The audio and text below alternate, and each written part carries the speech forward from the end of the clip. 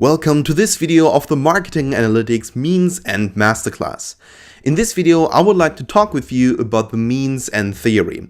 So what exactly is it and what are the implementation of this very special and very important theory? Now, first of all, what I want to do with you is I want to have a look at what the means theory really is. So I basically took a definition from Silo, and this one is, I think, amazing.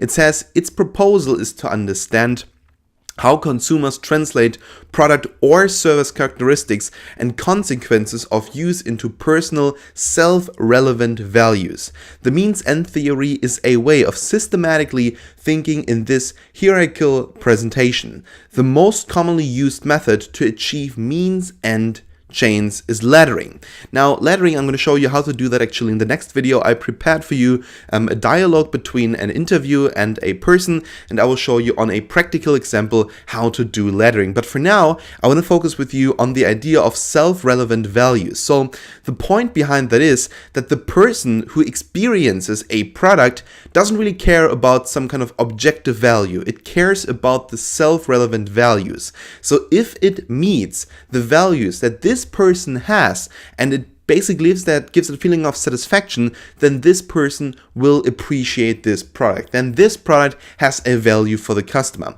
So basically what we're doing right now is we're taking the entire idea of a product or the quality of a product from these three dimensions that we talked about, so basically functionality, design, and service, and we bring it to the emotional state. And that is exactly what the Meansend theory is doing. And I want to urge that point right here because it is so extremely important. In the 20th century, no one really cared about the Meansend theory. It got only extremely popular in the 21st century. Why?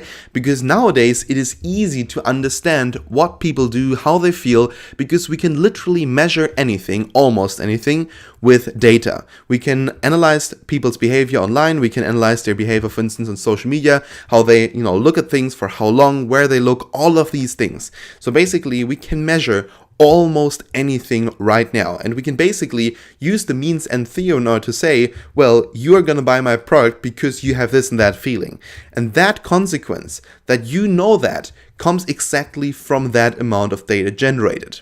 So in order for this theory to work, we need to create scenarios for our customer, and these scenarios often work with what would happen if. So how would you feel if? What would happen if? How would you react if? What will get you angry? Like all of these things. We want to give the person a scenario, and then these people that we talk to, these then will say, oh, that would basically result in a negative feeling. This would result in this kind of feeling. This would result in a feeling of satisfaction. And what that all boils down to is 4 different factors. And I want to talk with you about these 4 factors, and then afterwards, all of that will make much more sense.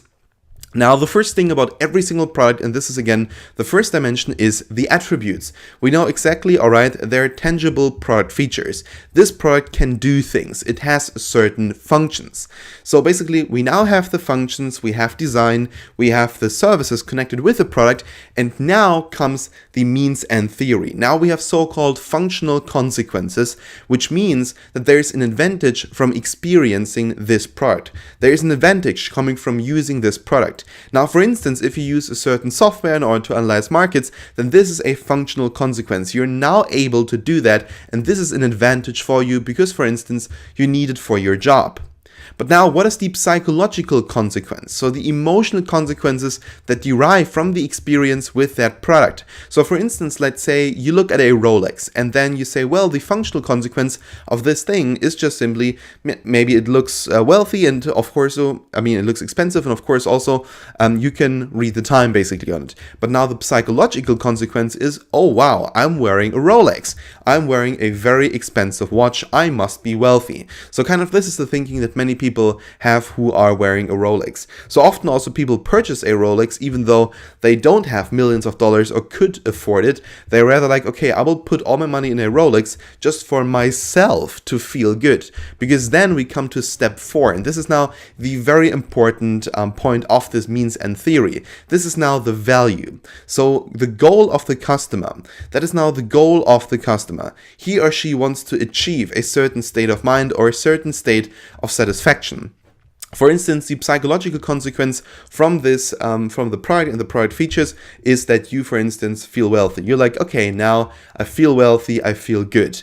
But the value is really in the state of satisfaction, that you say, okay, now I reached the state of satisfaction that I wanted. And you buy a product, you do anything in life in order to get there. And what I want to show you here in this course, in the next videos, in the entire course until the end, is how you can measure that, how you can make sure that you know exactly what people want, how they think, and how their behavior maps toward your product and to basically buying your product. So these were now the 4 features: attributes, functional consequences, psychological consequence, and value. Thank you so much for watching this video, and we'll see each other in the next one.